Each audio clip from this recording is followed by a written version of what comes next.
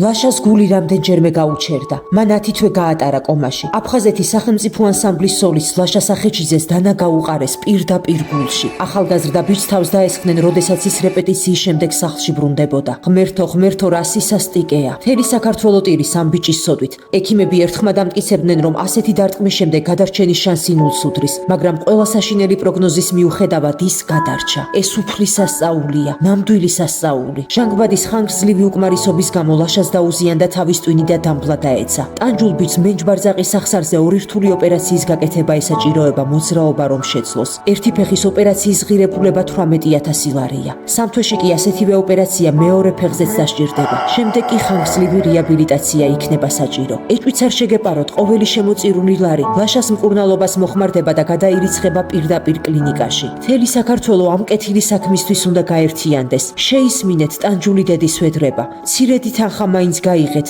მისი შვილის გადასარჩენად. გადარიცხეთ ნებისმიერი თანხა ჩერნოვეცკის ფონდის ოფიციალური საიტის მეშვეობით.